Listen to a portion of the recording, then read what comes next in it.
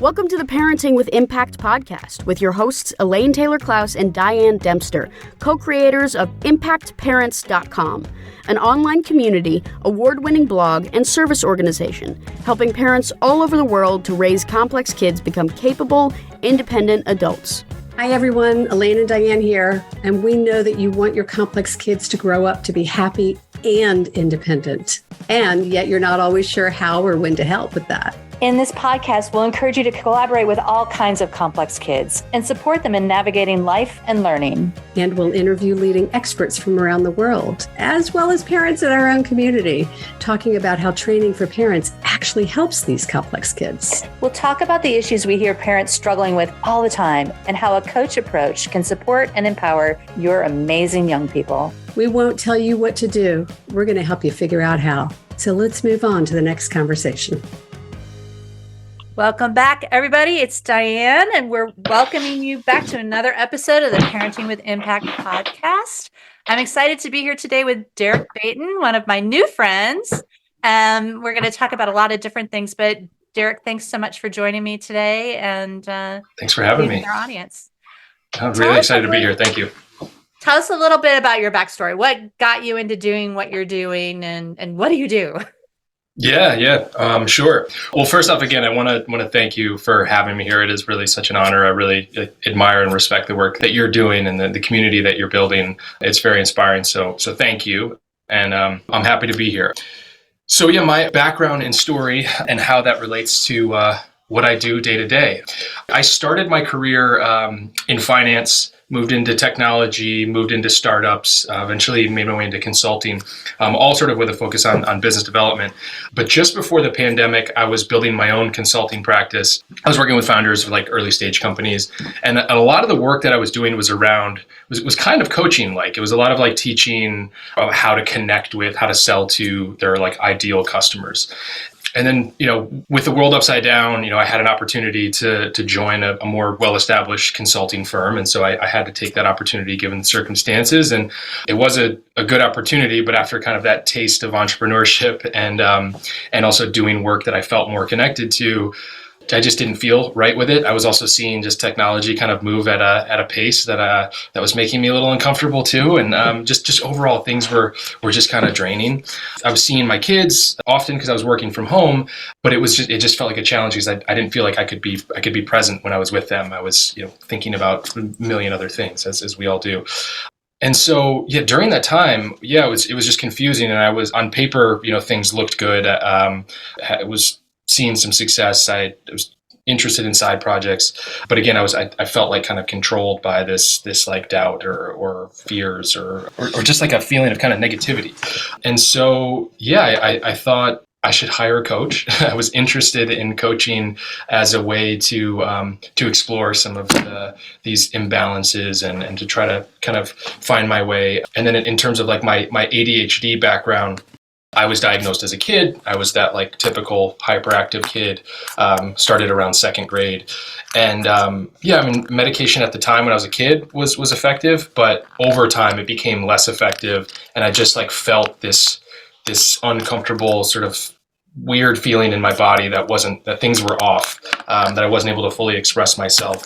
And so I've got over the years had different sort of experiences with that. But kind of coming back to coaching and why I was looking for a coach is I was just looking for other alternatives. Like, what are some other ways that I can, kind of get a handle on ADHD or better understand how it may be impacting my life. And through that whole process, it was amazing. My coach, Ryan, former coach, I still keep in contact with him. He's a great guy. Ryan Mayer, if anybody's looking to, he's a great guy.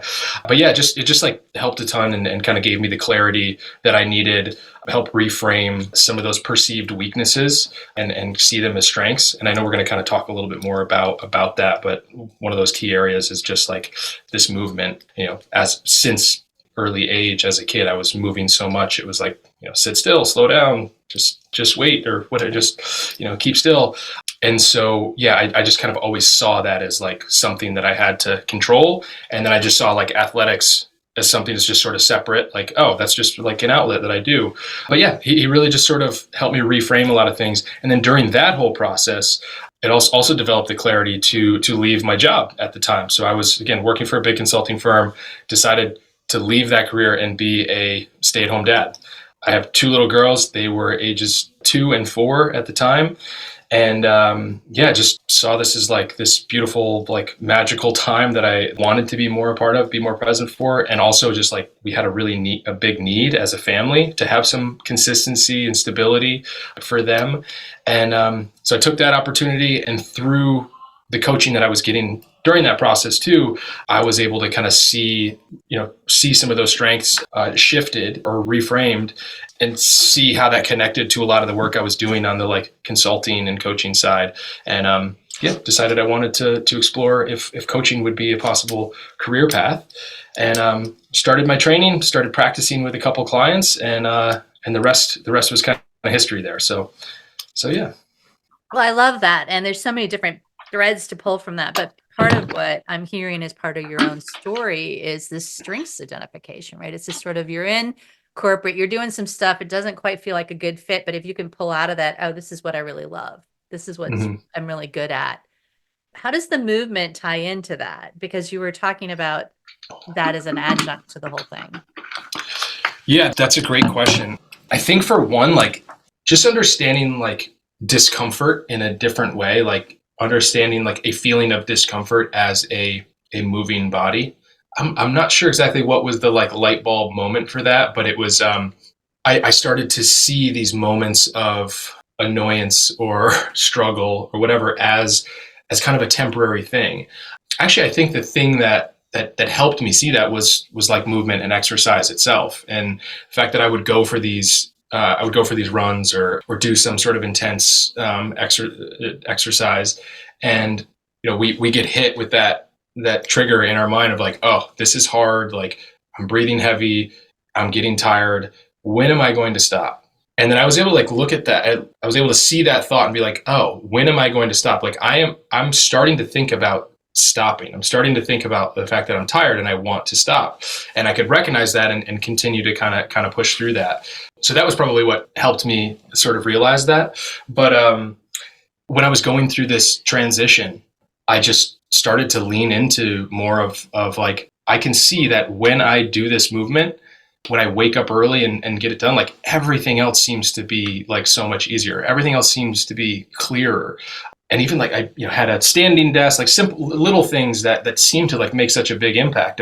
Like I said, I was working from home, but I noticed the significant difference in just how I would feel if I had a day where I'm sitting at the desk and have back-to-back Zoom calls for 6 hours or more, and the days where I like made myself like take that break and go for a walk, or if I was standing at my desk instead of sitting. So that's probably when it all started to really kind of come in. Well, so let's take a step back, because what you're describing is that, we talk about the ADHD brain needing dopamine upcharge, right? We need more dopamine to the ADHD brain, and ADHD meds can do that. And we always talk about activating the brain, and there's so many different ways to activate the brain, whether it's healthy foods or good sleep or exercise or whatever else.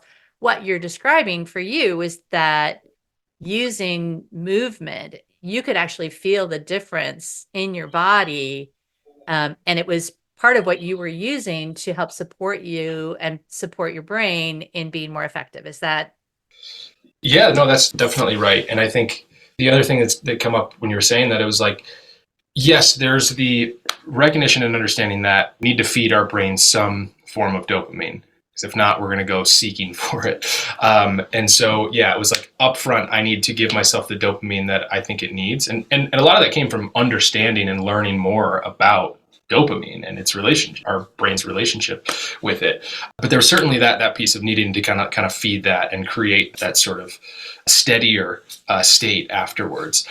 But what also is coming up when you're saying that is that before, there was always this feeling like I needed to suppress that instinct for movement. Like I needed to harness, or I needed to like withhold that. Like, hey, I'm feeling all this frenetic energy that's going on, and I need to control that, because if I don't, I'm going to get, in trouble by the teacher, or I'm going to be like, told Right. all these different things. Right. And as soon as I started to like notice that, and instead of like judge that as, okay, here's that bad energy again, like, here you go again, Derek, there's something wrong with you. You're moving around too much. Like, just try to get yourself to control that. It's like, well, how is that belief serving me, when every time I say that to myself, I still feel this energy and I still have nothing to do with it. So I started to look at like, okay, how might I be able to use that in a positive way? Or how might I be able to, or what might I be able to do to make use of that at a different time, so that, it can kind of I'm dancing between two different levels, because like we're talking about a struggle that you had as a kid, right? It's sort of bottom line. You were that kid that was moving all the time. Every teacher, every parent was like, Derek, sit still. Derek, sit still. Derek, sit still. Right? It's this sort of. I might still be that kid. Yeah, you might still be that kid, right? I haven't been tracking your movements here as we've been recording, and what you were able to do is to go, oh wait, that could have been considered a deficit. It was considered a deficit. And you flip that, right? And so how often, like fast forwarding, right? You work with kids and young adults who have ADHD, and you were talking about your coach helping you find your own strengths. I mean, part of this is the invitation and the opportunity to say, okay, what are the challenges or perceived challenges that I have, and how could they somehow be gifts or strengths in disguise? I just jumped there. Did you follow me? Yeah. And that is such a tricky thing, right? And like, I try to put myself back in my younger self's shoes. It's like, it was so reinforced, right? That this is something that is abnormal, that other people are not moving around as much. And so to try to say, hey, what you moving around a lot, like, that's a strength. That's a great thing. Like, I don't know how well that would be perceived, maybe, but what you're saying is certainly one of the challenges we have as coaches, and it's to find ways to get our clients or to question that belief, and to point out or highlight the evidence that we're seeing from them that points to the contrary. Okay, so let's take a quick break, and when we come back, we can talk a little bit more about maybe how parents can help their kids do it, even if they're not working with a coach. Okay. Hi, it's Elaine. And if you like this podcast, you'll love our coach approach. Whether you're a parent looking for support or a professional supporting families, we invite you to download a free guide with 12 key coaching tools at impactparents.com/gift. You can begin using a coach approach to help kids become more independent or improve all of your conversations at work and at home. That's impactparents.com/gift. All right. So I'm here with Derek Baynton, and we're talking about strengths. We're talking about movement. We're talking about, I think, how a perceived deficit for you really became something that ended up turning out to be supportive. And as we were just talking a few minutes ago, I was thinking about how Dr. Ned Hollowell always talks about the gifts in the struggle, right? It's this sort of, we want to have a strengths-based approach, and part of what our kids struggle with is challenge.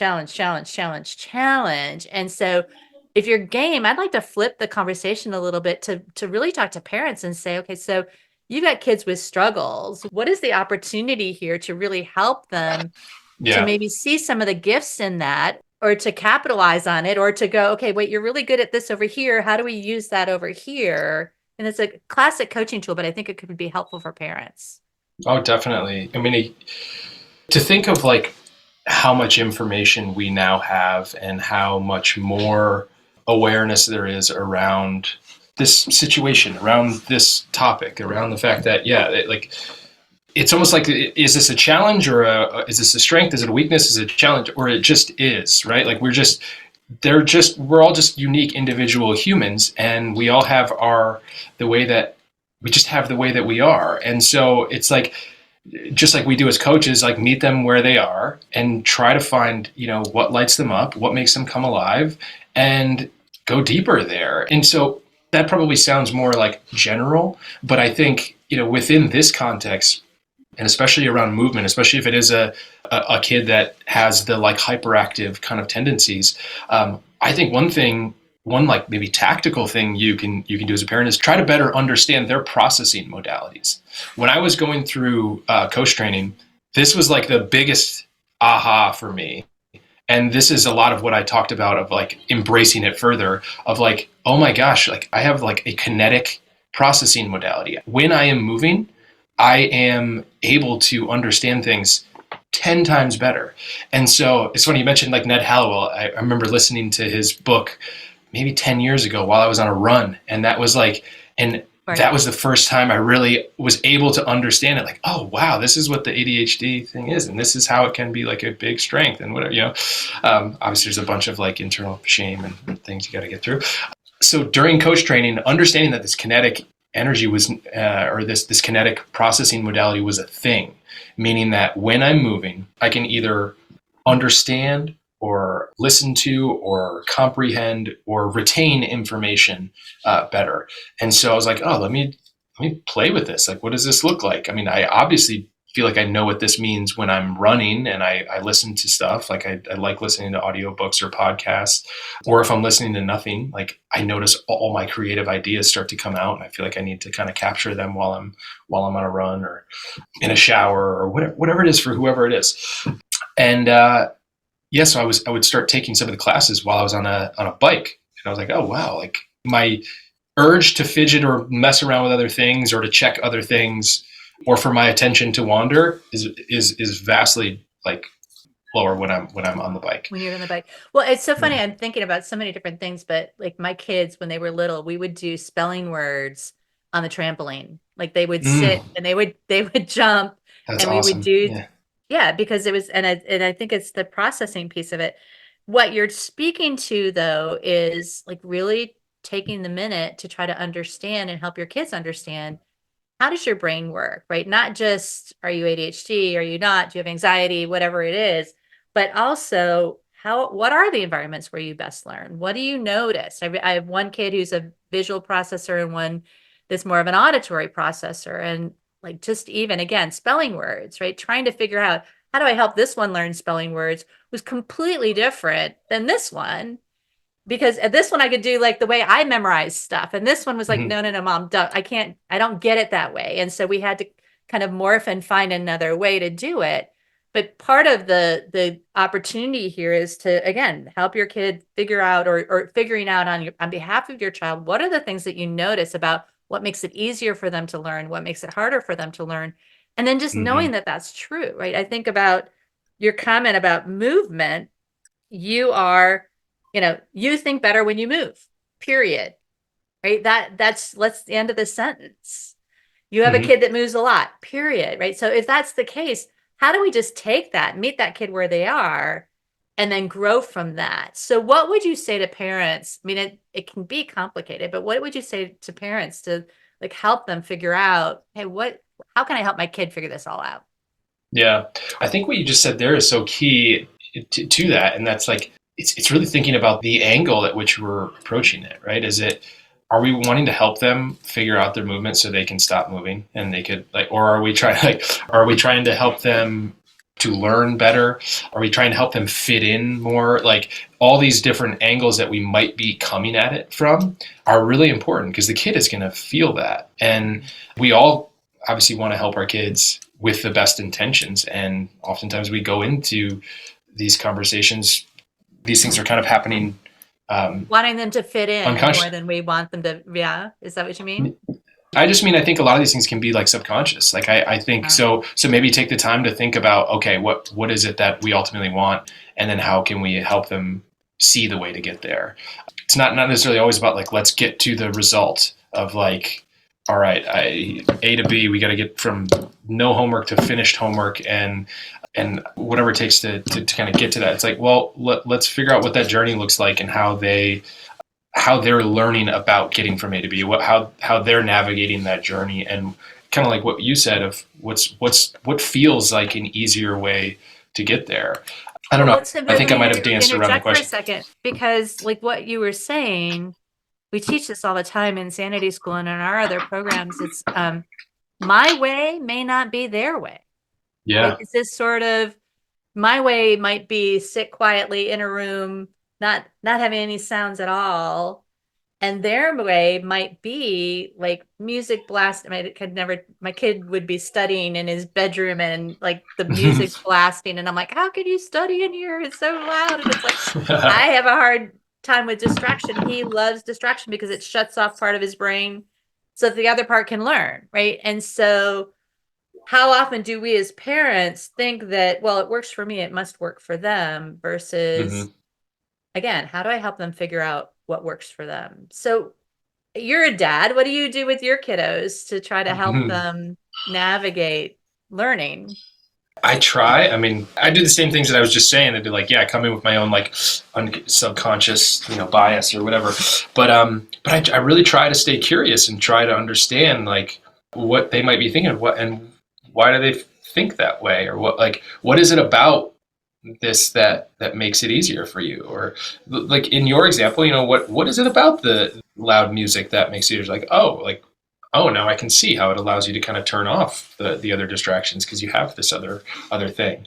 So it's movement. Like, yeah, what is it about moving so much that you enjoy? Like, I don't know, it just helps me like do something with this like energy that's like won't stop, So trying to like stay curious and really kind of let them lead and try to explain. Obviously, this is easier said than done, is they're not going to want to talk about everything, or don't have the especially younger kids may not have the language to be able to express it or to understand it. But yeah, it's just as much as we can kind of stay curious to what it is about, what they're doing and why they're doing it. Well, and that word curiosity is such an important one. And I think that there's so many different ways to be curious. I have parents all the time who say, well, my kid doesn't have the emotional intelligence to be curious. Well, we can be curious on their behalf. We can, part of what we talk about is experimentation, right? It's just sort of trying different things. And we can observe our kids and go, wow, that's really interesting that they're moving so much. Or, wow, it's really interesting that they're talking and processing out. I'm an external processor, right? So instead of a kinetic processor, I can't think unless I can talk out loud, right? That's just the way my brain happens to work. But you're sitting there going, okay, so let me get curious. What works for my kid? What doesn't work for my kid? And rather than just figuring it out and saying, okay, this is the way we got to do it, we're going to explore a bunch of different things and maybe have some fun in the midst of it, I'm guessing. Right. And that's such a key word too, explore, explore these things. It's a joint effort. It's not just, your, as the parent, just your ideas. And I think the other thing to do is like, look at the things that they really enjoy and try to think of like within that context, within whether it's, playing with dolls or, while you're playing basketball or drawing a picture or playing music, whatever these things are that they seem to be like drawn to naturally. Is there a way within that to explore, some of these other things that you may want to be talking about or learning about or teaching? We are sucking up the time here, Derek, and I need to figure out how to wrap this up. So fun. Yeah. Let's start by telling people how they can get in touch with you and learn more about what you do.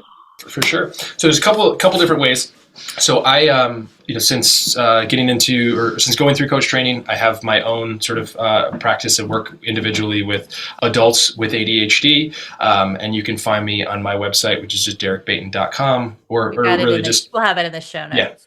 Yeah. And then also I've been getting more, I also work with another coaching practice called Along Their Way. Jamie Bloom, she's fantastic. She's done incredible work with young adults, with families, parents, with everything. And so I'm getting the opportunity to work with her and her practice and do some stuff with young adults, and then also getting in some more parent coaching. So kind of depending on where the need is or where the interest is, there are two great ways. And it's just alongtheirway.com, and I know that'll be in the show notes too. Those are a couple great options. Awesome. Okay, so wrap us up, Derek. What haven't we talked about that we want to make sure we don't miss, or what do you want to bring us back to wrap us up?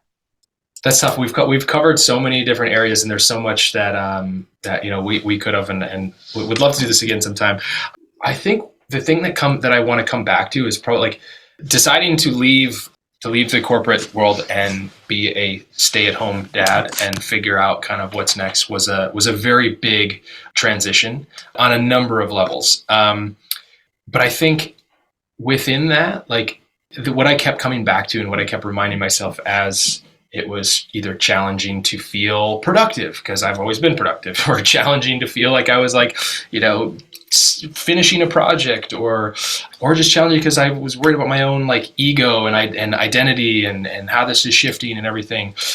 But just to like remind myself of just the like the wonder of children and how like they are alive and like they are here, like it's a miracle. Like it is just, and to get the opportunity to like spend that time with them and to learn from them, to learn through them, to grow alongside of them, to be able to be a part of their journey and helping them grow has been such a gift. And I don't know, I just I guess that's the one thing that just feels like maybe we kind of something to just highlight there. Well, and I think so many of us who are parents of complex kids, we lose that connection because sometimes this stuff is hard, right? And I don't know whether your kids have ADHD as well, but it's easy to get caught up in the stuff and the getting the things done and everything else. And what you're reminding us all of is just the beauty of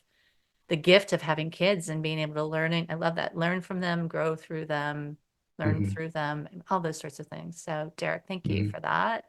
Yeah, thank you. Do you have a favorite quote or a model as we end up? Yeah, I've got a couple, so I'm waffling. I'm going to stick with kind of the kids or parent theme, and the one I've been coming back to a lot, and maybe will be helpful for other listeners is teach them to choose.